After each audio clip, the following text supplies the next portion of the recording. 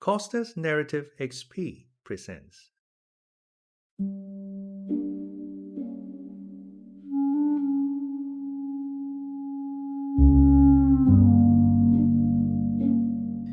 The Murder of Roger Ackroyd by Agatha Christie.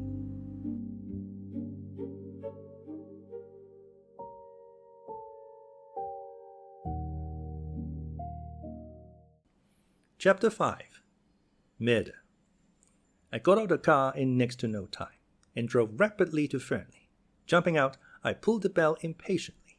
There was some delay in answering, and I rang again.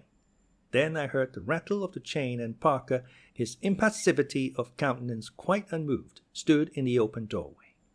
I pushed past him into the hall. "Where is he?" I demanded sharply. "I beg your pardon, sir." "Your master, Mr. Ackroyd. Don't stand there staring at me, man. Have you notified the police?" "The police, sir?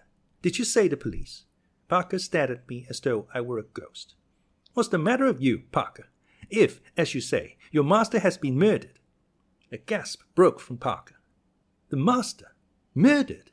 Impossible, sir." It was my turn to stare. "Didn't you telephone to me, not 5 minutes ago, and tell me that Mr. Ackroyd had been found murdered?" "Me, sir?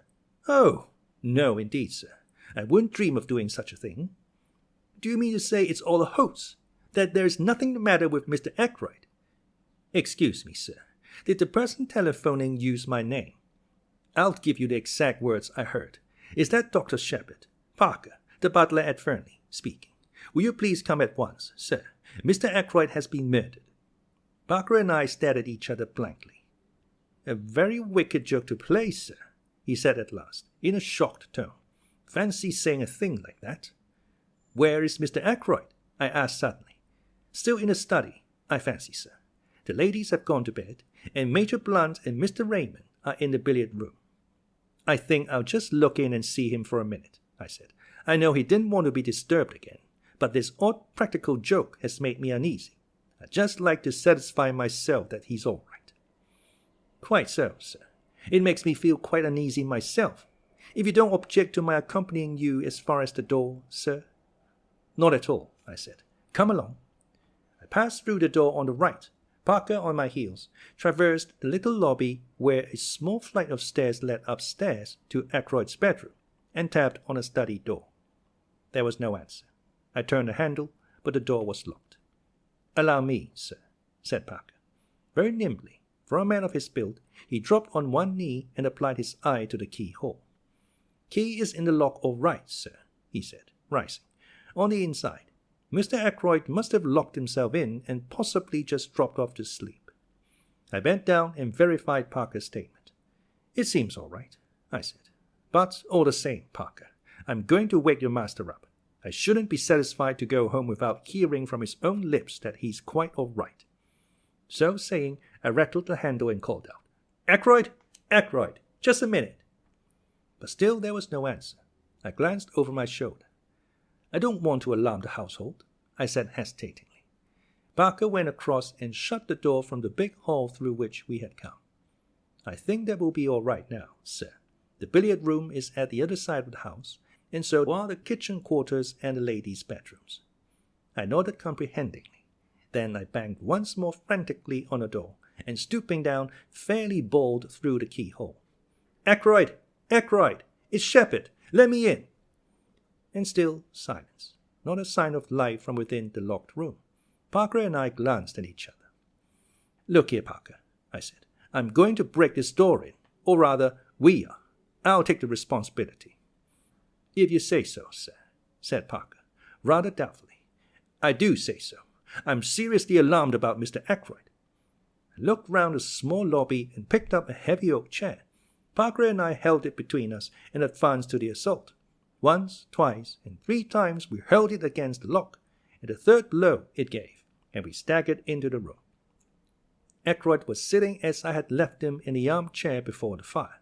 His head had fallen sideways, and clearly visible just below the collar of his coat was a shining piece of twisted metalwork. Parker and I advanced till we stood over the recumbent figure. I heard the butler draw in his breath with a sharp hiss. "Stabbed from behind," he murmured. "Horrible!" He wiped his moist brow with his handkerchief, then stretched out a hand gingerly towards the hilt of the dagger. "You mustn't touch that," I said sharply. "Go at once to the telephone and ring up the police station. Inform them of what has happened. Then tell Mr. Raymond and Major Blunt." "Very good, sir."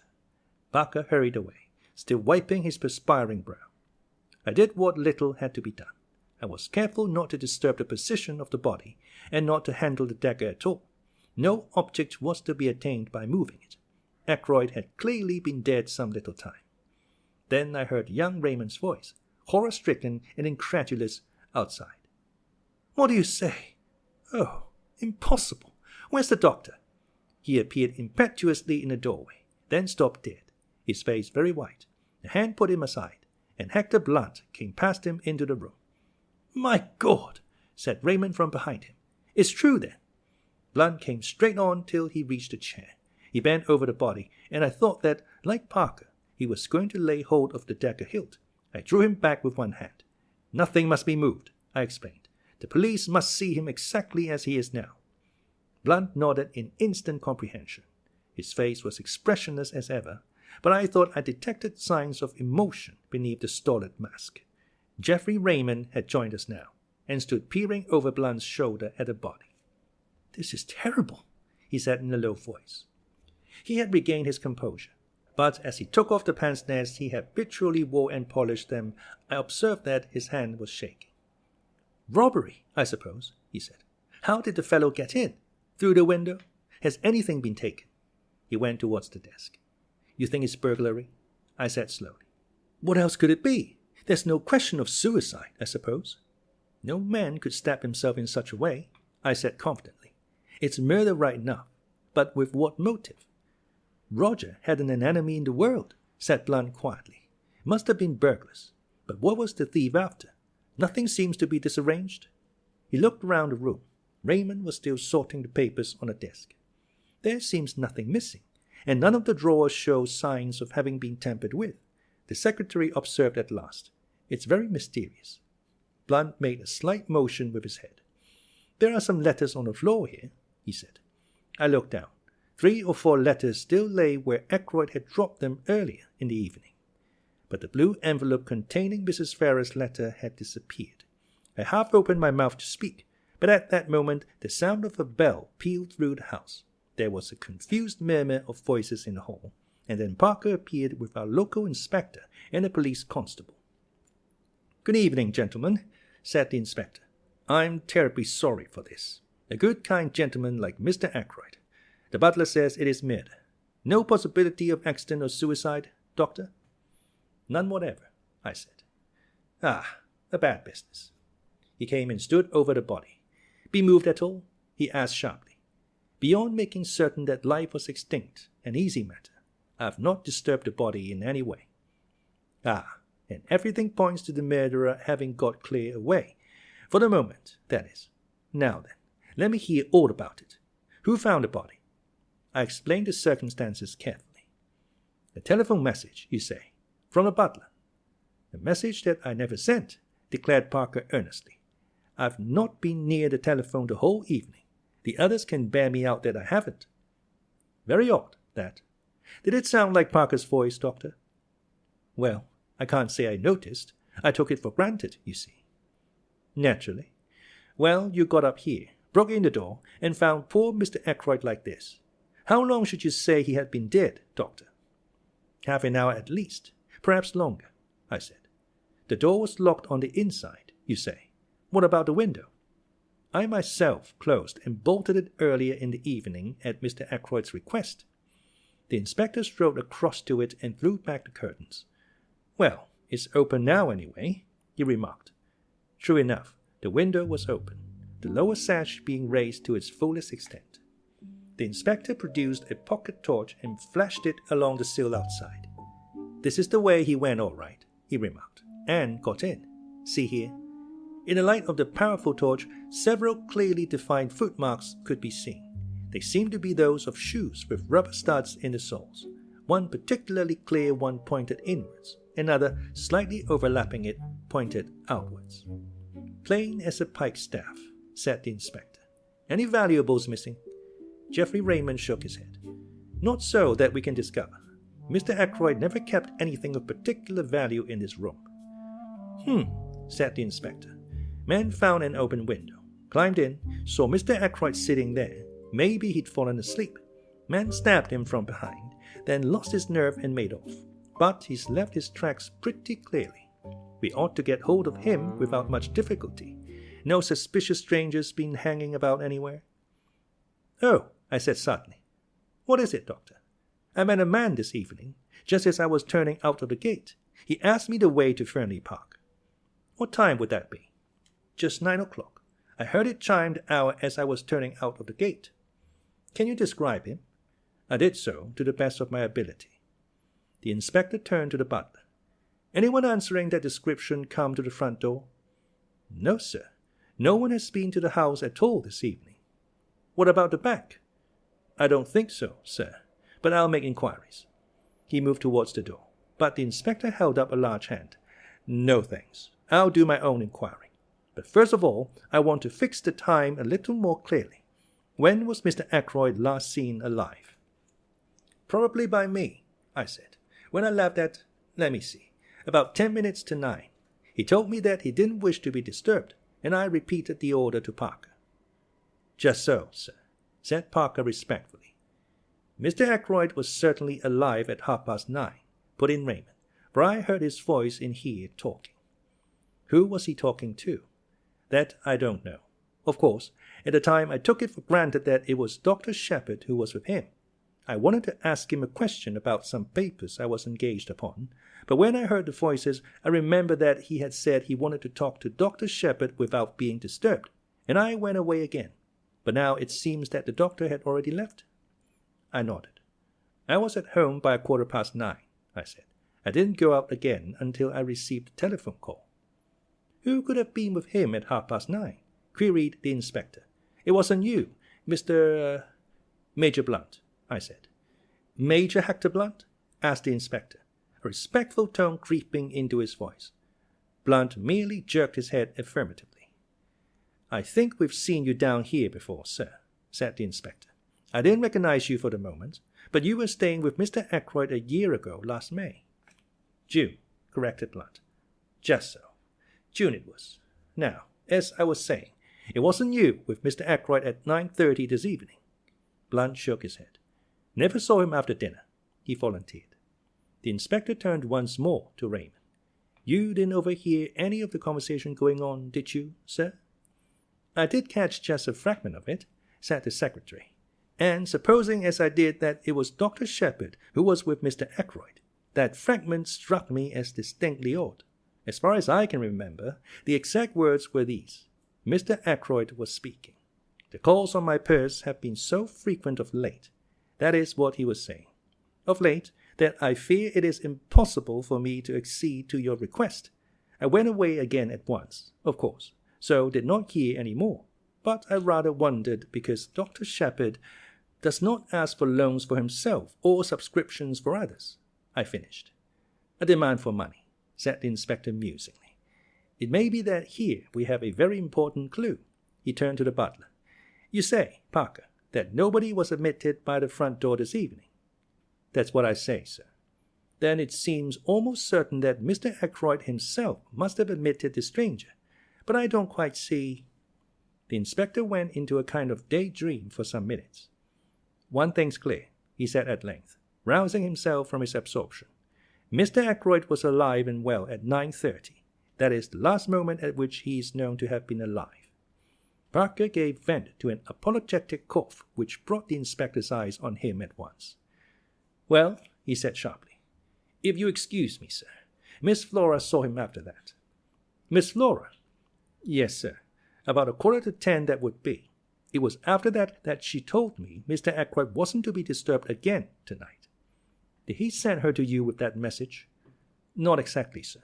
I was bringing a tray with soda and whiskey when Miss Flora, who was just coming out of this room, stopped me and said her uncle didn't want to be disturbed. The inspector looked at the butler with rather closer attention than he had bestowed on him up to now. You'd already been told that Mr. Ackroyd didn't want to be disturbed, hadn't you?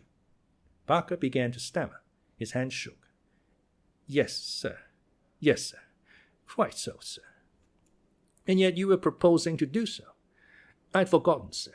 At least, I always bring the whiskey and soda about that time, sir, and ask if there's anything more, and I thought, well, I was doing as usual without thinking. It was at this moment that it began to dawn upon me that Parker was most suspiciously flustered. The man was shaking and twitching all over. Said the inspector.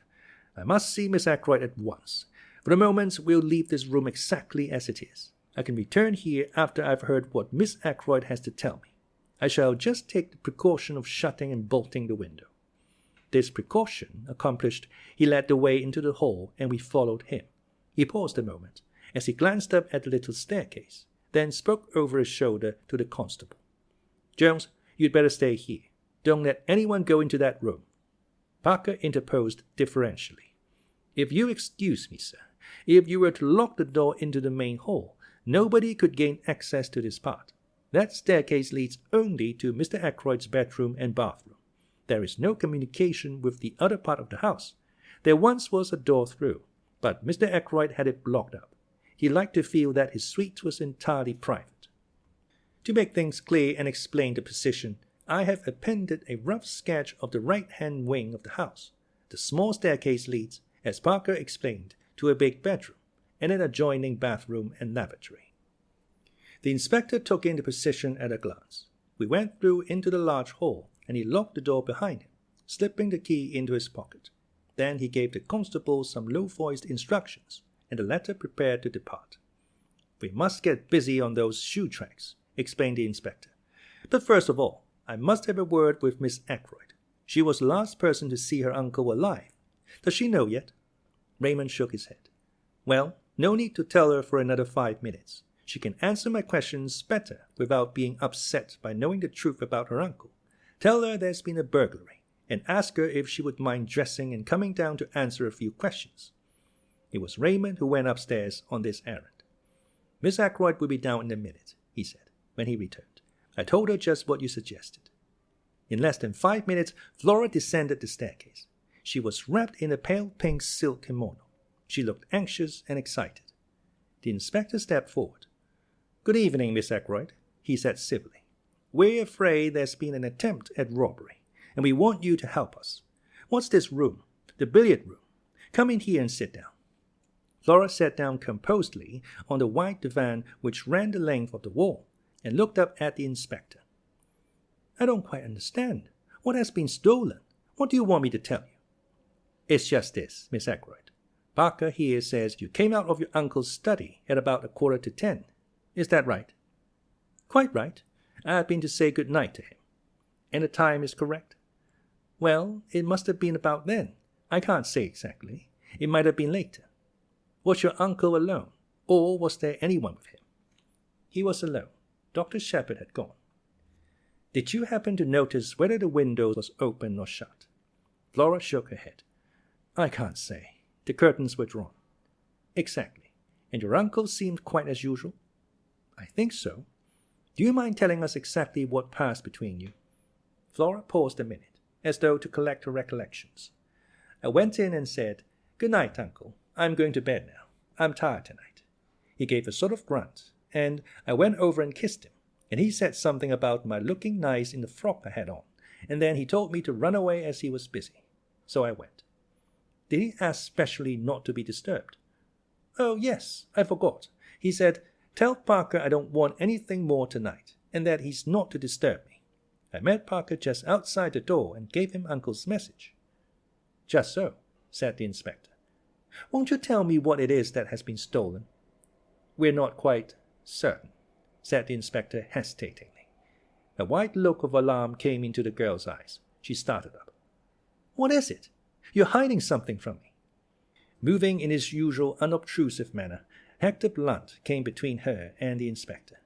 She half stretched out her hand, and he took it in both of his, patting it as though she were a very small child, and she turned to him as though something in his stolid, rock-like demeanor promised comfort and safety. It's bad news, Flora, he said quietly. Bad news for all of us. Your Uncle Roger.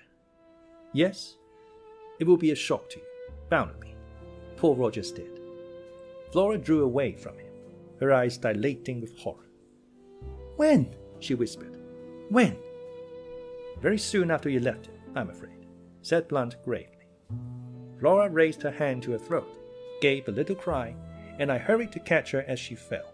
She had fainted, and Blunt and I carried her upstairs and laid her on her bed. Then I got him to wake Mrs. Ackroyd and tell her the news. Flora soon revived, and I brought her mother to her, telling her what to do for the girl. Then I hurried downstairs again.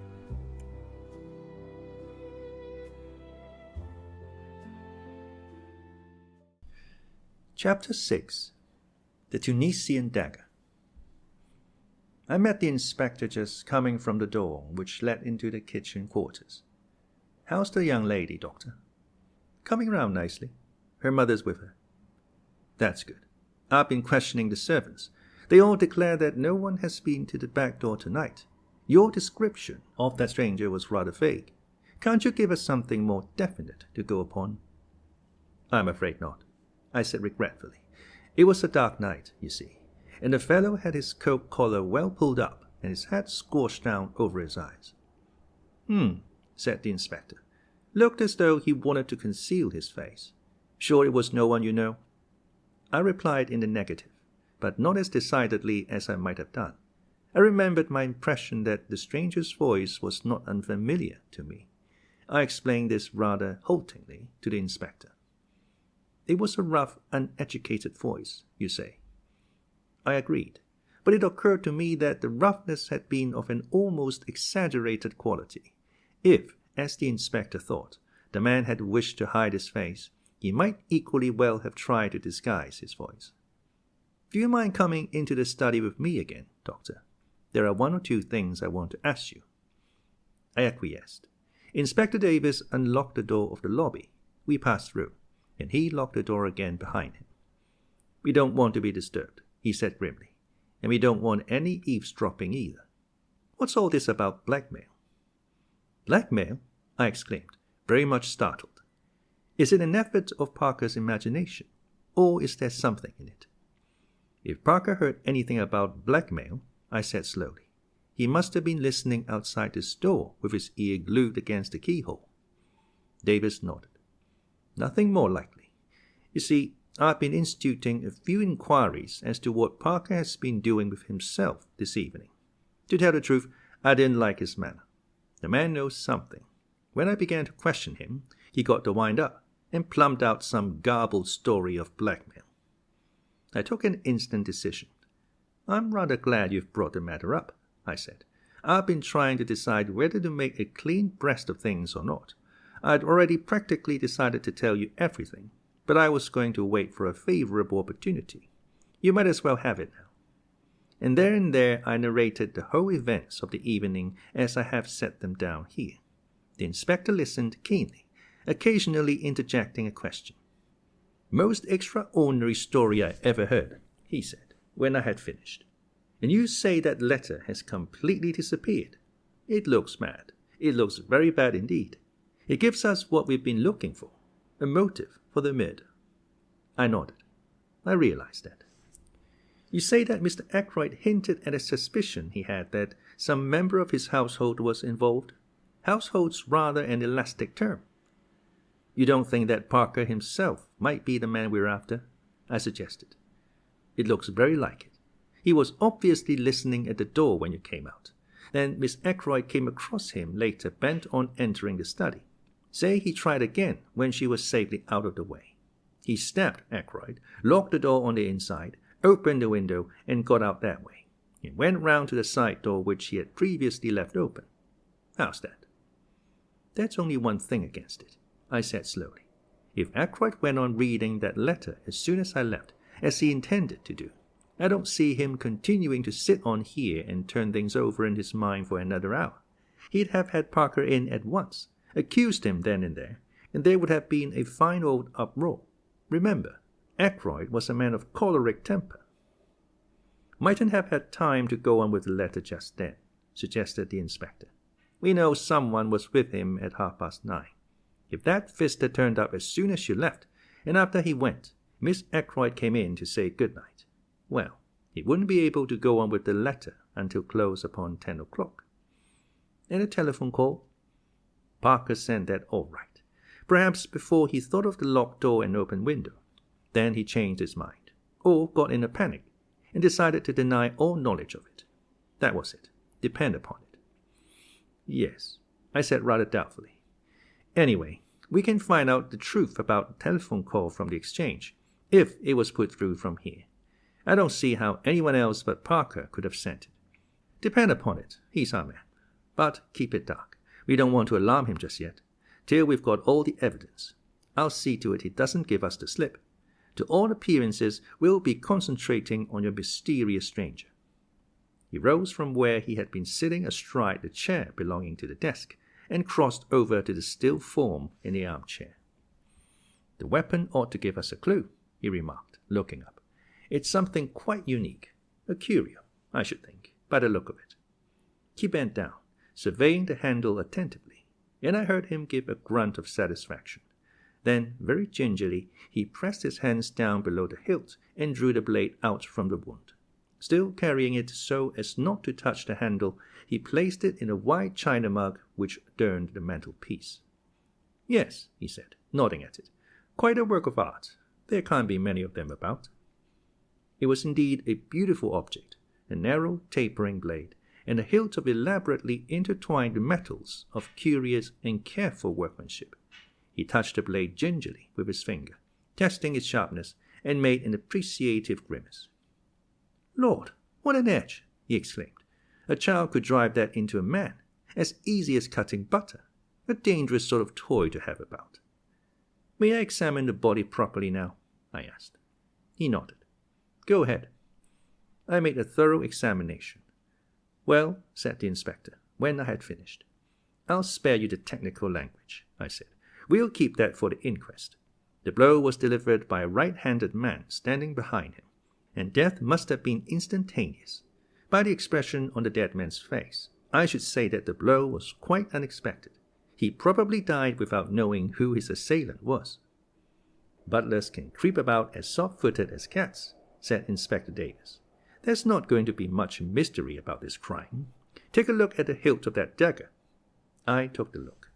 I dare say they're not apparent to you, but I can see them clearly enough. He lowered his voice. Fingerprints. He stood off a few steps to judge of his effect. Yes, I said mildly. I guess that. I do not see why I should be supposed to be totally devoid of intelligence. After all, I read detective stories and the newspapers, and am a man of quite average ability. If there had been toe marks on a dagger handle, now, that would have been quite a different thing. I would then have registered any amount of surprise and awe. I think the inspector was annoyed with me for declining to get thrilled. He picked up the china mug and invited me to accompany him to the billiard room. I want to see if Mr. Raymond can tell us anything about this dagger, he explained. Locking the outer door behind us again, we made our way to the billiard room, where we found Geoffrey Raymond. The inspector held up his exhibit. Ever seen this before, Mr. Raymond?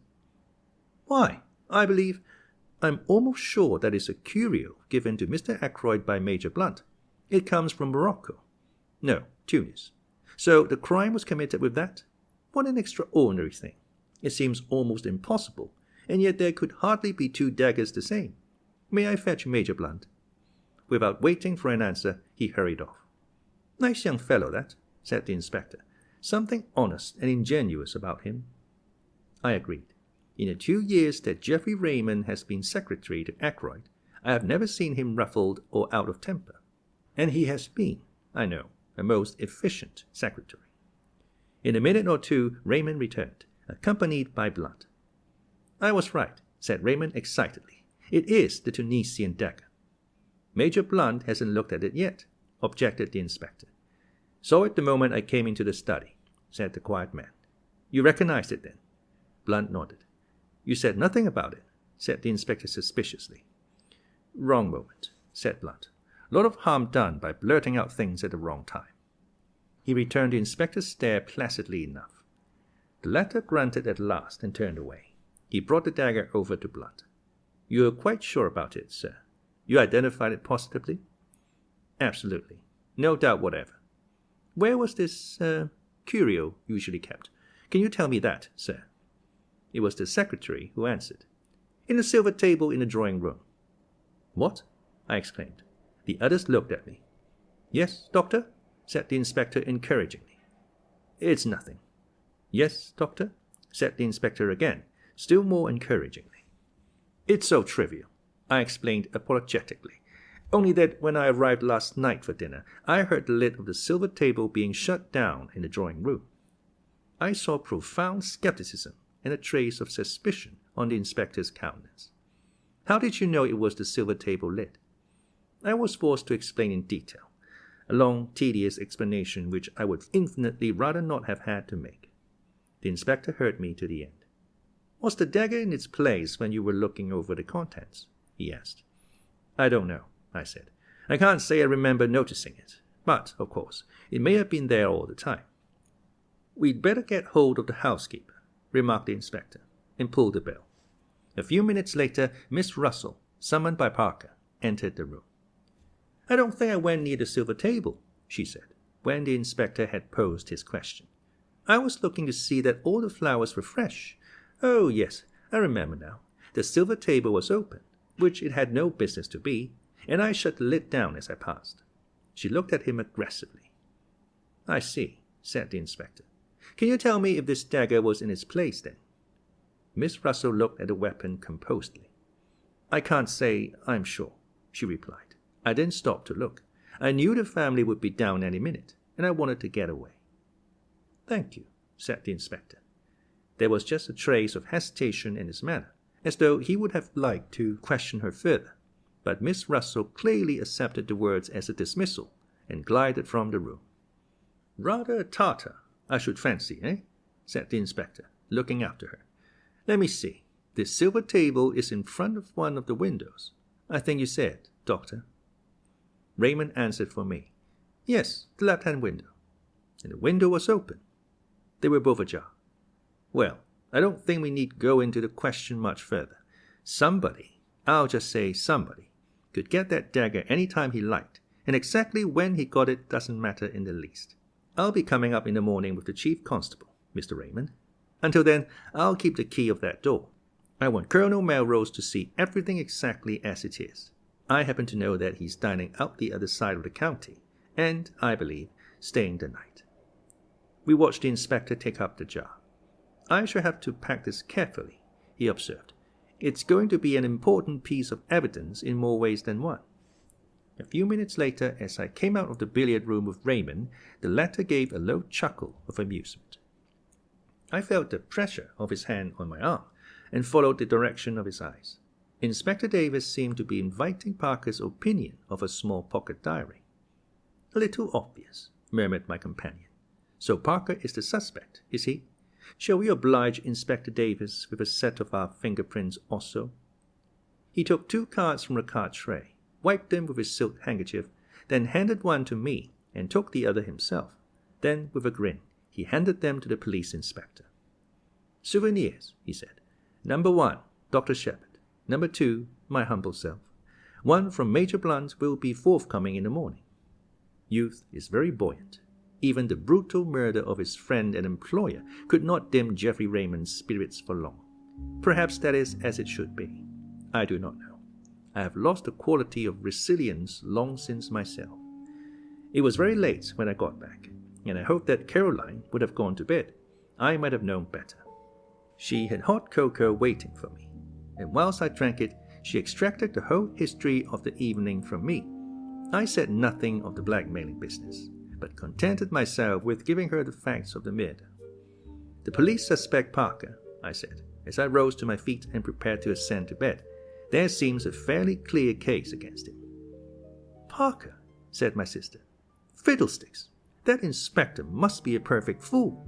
Parker, indeed. Don't tell me. With which obscure pronouncement we went up to bed.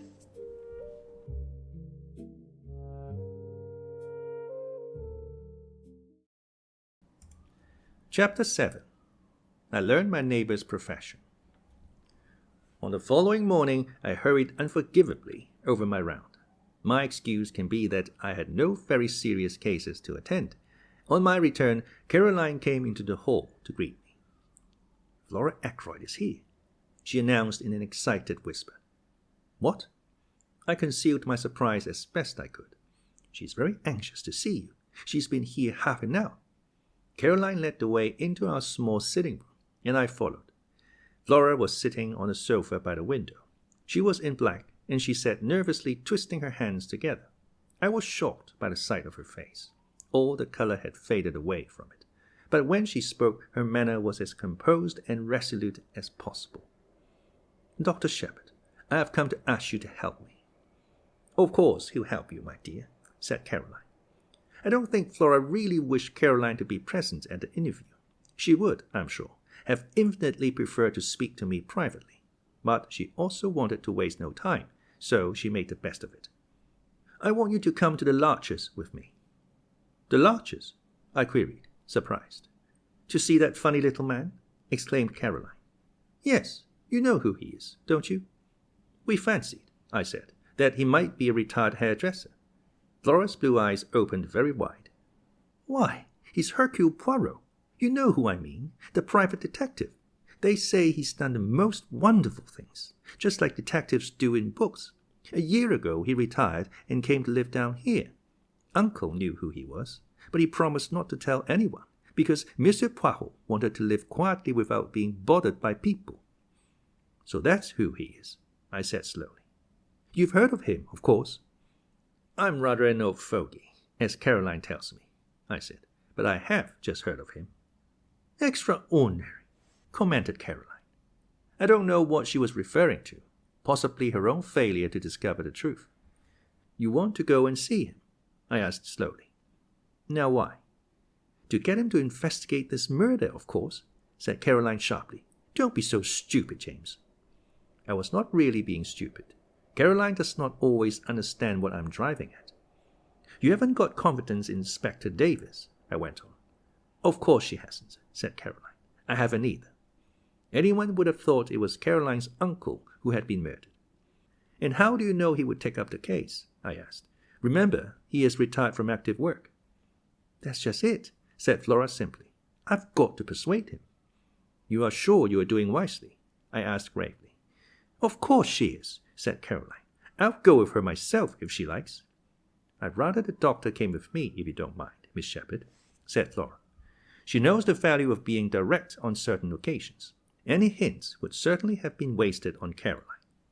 "You see," she explained, following the directness of tact, "Dr. Sheppard being the doctor, and having found a body, he would be able to give all the details to Monsieur Poirot." "Yes," said Caroline grudgingly. "I see that." I took a turn or two up and down the room. "Flora," I said gravely, "be guided by me. I advise you not to drag this detective into the case." Flora sprang to her feet.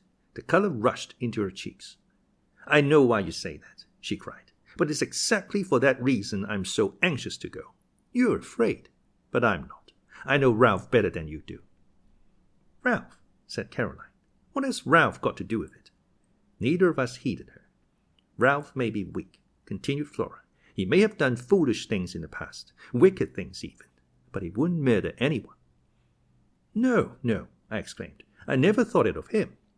"Then why did you go to the Three Bulls last night?" demanded Flora. "On your way home, after Uncle's body was found." I was momentarily silenced. I had hoped that that visit of mine would remain unnoticed. "How did you know about that?" I countered. "I went there this morning," said Flora. "I heard from the servants that Ralph was staying there." I interrupted her. "You had no idea that he was in King's Abbot?" "No." I was astounded. I couldn't understand it. "I went there and asked for him.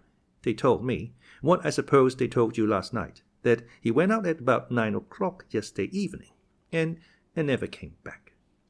Her eyes met mine defiantly, and as though answering something in my look, she burst out. "Well, why shouldn't he? He might have gone anywhere. He may even have gone back to London." "Leaving his luggage behind?" I asked gently. Flora stamped her foot. "I don't care. There must be a simple explanation." "And that's why you want to go to Hercule Poirot. Isn't it better to leave things as they are? The police don't suspect Ralph in the least, remember. They're working on quite another tack." "But that's just it," cried the girl. "They do suspect him. A man from Cranchester turned up this morning. Inspector Raglan. A horrid, weaselly little man. I found he had been to the Three Boars this morning before me. They told me all about his having been there, and the questions he had asked. He must think Ralph did it. That's a change of mind from last night, if so, I said slowly. He doesn't believe in David's theory that it was Parker then. Parker indeed, said my sister, and snorted. Flora came forward and laid her hand on my arm. Let us go at once to this Monsieur Poirot. He will find out the truth. My dear Flora, I said gently, laying my hands on hers, are you quite sure it is the truth we want? She looked at me, nodding her head gravely. You're not sure, she said. I am. I know Ralph better than you do. Of course he didn't do it, said Caroline, who had been keeping silent with great difficulty. Ralph may be extravagant, but he's a dear boy, and has the nicest manners. I wanted to tell Caroline that large numbers of murderers have had nice manners, but the presence of Flora restrained me. Since the girl was determined, I was forced to give in to her, and we started at once, getting away before my sister was able to fire off any more pronouncements, beginning with her favorite words, of course. An old woman with an immense Breton cap opened the door of the Larches to us. Monsieur Poirot was at home, it seemed. We were ushered into a little sitting room arranged with formal precision, and there, after the lapse of a minute or so, my friend of yesterday came to us. Monsieur le Docteur, he said, smiling. Mademoiselle. He bowed to Flora. Perhaps, I began, you have heard of the tragedy which occurred last night. His face grew grave. But certainly I have heard. It is horrible. I offer Mademoiselle all my sympathy. In what way can I serve you? Miss Ackroyd, I said, wants you to find the murderer, said Flora in a clear voice. I see, said the little man. But the police will do that, will they not? They might make a mistake, said Flora. They are on their way to make a mistake now, I think. Please, Monsieur Poirot, won't you help us? If it is a question of money. Poirot held up his hand. Not that, I beg of you, mademoiselle. Not that I do not care for money. His eyes showed a momentary twinkle. Money, it means much to me and always has done. No, if I go into this, you must understand one thing clearly. I shall go through with it to the end. The good dog, he does not leave the scent, remember. You may wish that, after all, you had left it to the local police. I want the truth, said Flora, looking him straight in the eyes. All the truth? All the truth. Then I accept, said the little man quietly, and I hope you will not regret those words. Now, tell me all the circumstances. Dr. Sheppard had better tell you, said Flora. He knows more than I do. Thus enjoined, I plunged into a careful narrative, embodying all the facts I have previously set down.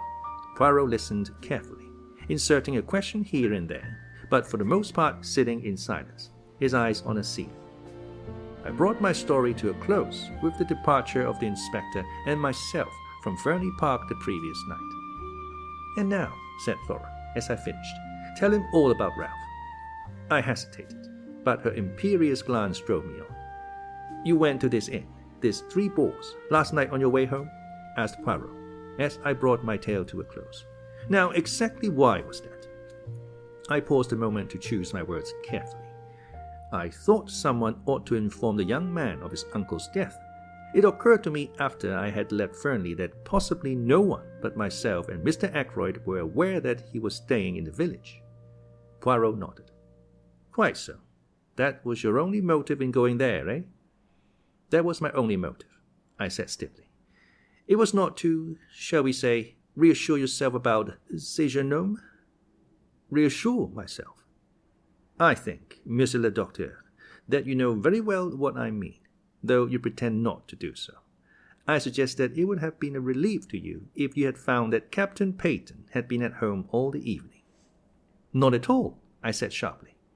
The little detective shook his head at me gravely. You have not the trust in me of Miss Flora, he said. But no matter. What we have to look at is this.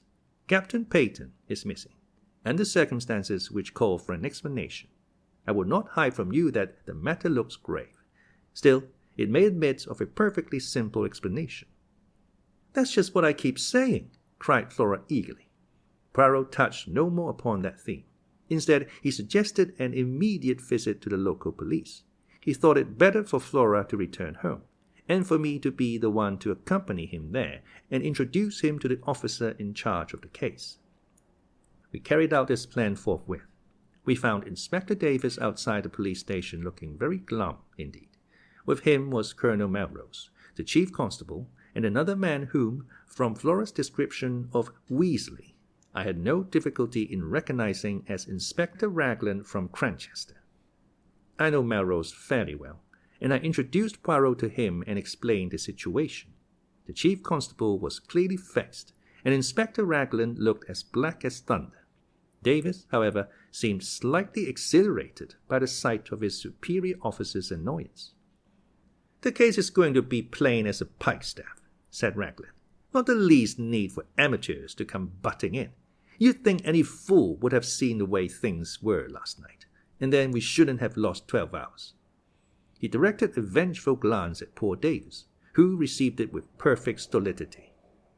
"Mr. Ackroyd's family must, of course, do what they see fit," said Colonel Melrose, "but we cannot have the official investigation hampered in any way. I know Monsieur Poirot's great reputation, of course," he added courteously. "The police can't advertise themselves, worse luck," said Raglan. It was Poirot who saved the situation. "It is true that I have retired from the world," he said. "I never intended to take up a case again. Above all things, I have a horror of publicity. I must beg that in the case of my being able to contribute something to the solution of the mystery, my name may not be mentioned." Inspector Raglan's face lightened a little. "I've heard of some very remarkable successes of yours," observed the colonel, thawing. "I have had much experience," said Poirot quietly, "but most of my successes have been obtained by the aid of the police. I admire enormously your English police. If Inspector Raglan permits me to assist him, I shall be both honored and flattered." The inspector's countenance became still more gracious. Colonel Melrose drew me aside. "From all I hear, this little fellow's done some really remarkable things," he murmured. "We're naturally anxious not to have to call in Scotland Yard. Raglan seems very sure of himself, but I'm not quite certain that I agree with him. You see, I know the parties concerned better than he does. This fellow doesn't seem out after kudos, does he? Would work in with us unobtrusively, eh?" "To the greater glory of Inspector Raglan," I said solemnly. "Well, well," said Colonel Melrose breezily in a louder voice. "We must put you wise to the latest developments, Monsieur Poirot." "I thank you," said Poirot. "My friend, Dr. Sheppard, said something of the butler being suspected." "That's all bunkum," said Raglan instantly. "These high-class servants get in such a funk that they act suspiciously for nothing at all." "The fingerprints?" I hinted. "Nothing like Parker's." He gave a faint smile, and added, "And yours and Mr. Raymond's don't fit either, Doctor." "What about those of Captain Ralph Peyton?" asked Poirot quietly. I felt a secret admiration for the way he took the bull by the horns. I saw a look of respect creep into the inspector's eye. "I see you don't let the grass grow under your feet, Mr. Poirot. It will be a pleasure to work with you, I'm sure. We're going to take that young gentleman's fingerprints as soon as we can lay hands upon him." "I can't help thinking you're mistaken, Inspector," said Colonel Melrose warmly. "I've known Ralph Peyton from a boy upward. He'd never stoop to murder." "Maybe not," said the inspector tonelessly. "What have you got against him?" I asked. "Went out just on 9 o'clock last night. Was seen in the neighborhood of Fernly Park somewhere about 9:30. Not been seen since. Believed to be in serious money difficulties. I've got a pair of his shoes here, shoes with rubber studs in them. He had 2 pairs, almost exactly alike. I'm going up now to compare them with those footmarks. The constable is up there seeing that no one tampers with them." "We'll go at once," said Colonel Melrose. "You and Monsieur Poirot will accompany us, will you not?" We assented, and all drove up in the colonel's car. The inspector was anxious to get at once to the footmarks, and asked to be put down at the lodge.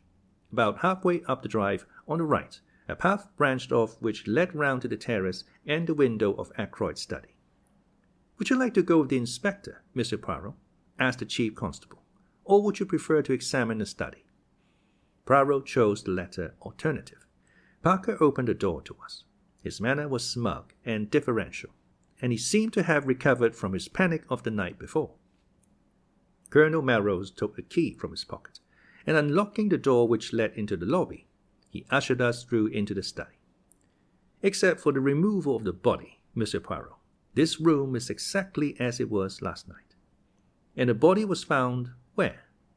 As precisely as possible, I described Ackroyd's position. The armchair still stood in front of the fire. Poirot went and sat down in it. The blue letter you speak of, where was it when you left the room?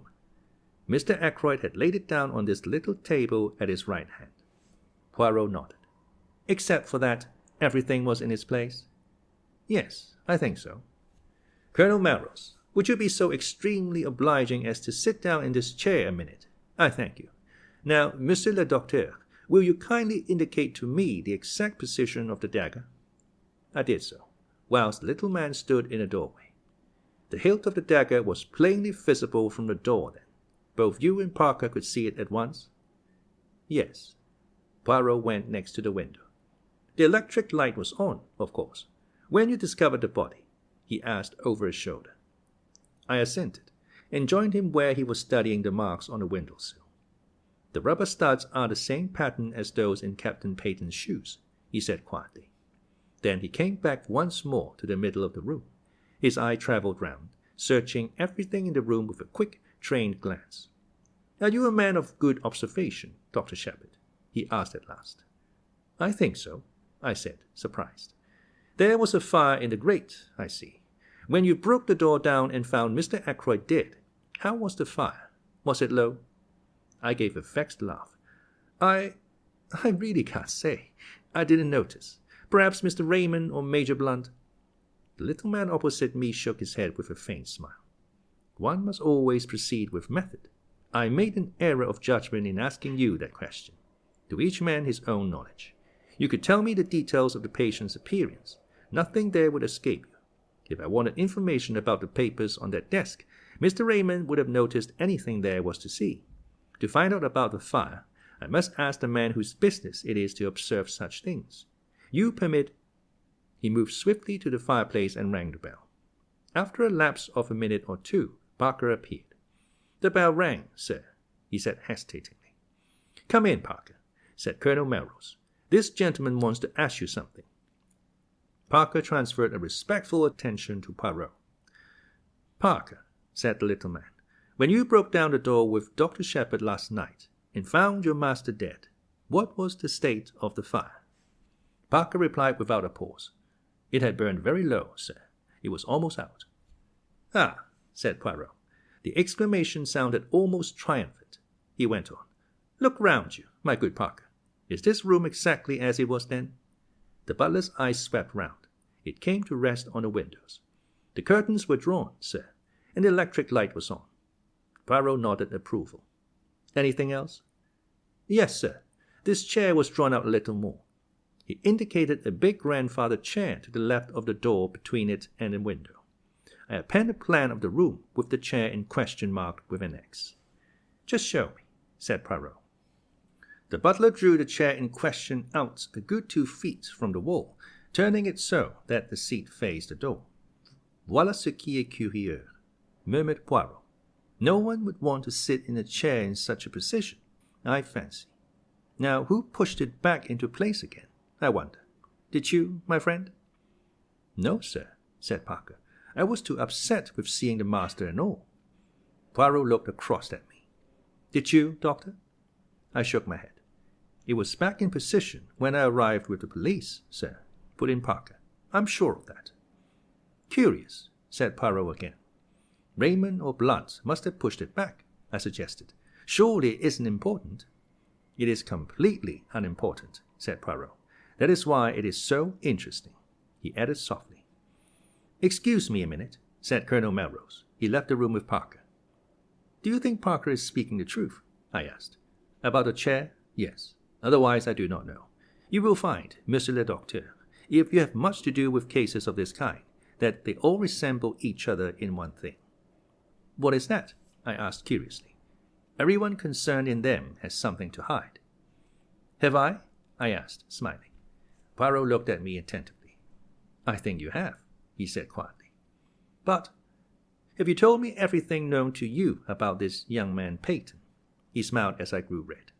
"Oh, do not fear. I will not press you. I shall learn it in good time." "I wish you'd tell me something of your methods," I said hastily, to cover my confusion. "The point about the fire, for instance." "Oh, that was very simple. You leave Mr. Ackroyd at 10 minutes to 9, was it not?" "Yes, exactly, I should say." "The window is then closed and bolted and the door unlocked. At 10:15, when the body is discovered, the door is locked and the window is open. Who opened it? Clearly only Mr. Ackroyd himself could have done so, and for one of two reasons. Either because the room became unbearably hot, or because he admitted someone that way. And if he admitted someone that way, it must have been someone well known to him, since he had previously shown himself uneasy on the subject of that same window." "It sounds very simple," I said. "Everything is simple, if you arrange the facts methodically. We are concerned now with the personality of the person who was with him at 9:30 last night. Everything goes to show that that was the individual admitted by the window. And though Mr. Ackroyd was seen alive later by Miss Flora, we cannot approach a solution of the mystery until we know who that visitor was. The window may have been left open after his departure, and so afforded entrance to the murderer, or the same person may have returned a second time. Here is the Colonel who returns." Colonel Melrose entered with an animated manner. "That telephone call has been traced at last," he said. "It did not come from here. It was put through to Dr. Sheppard at 10:15 last night from a public call office at King's Abbot Station, and at 10:23 the night mail leaves for Liverpool.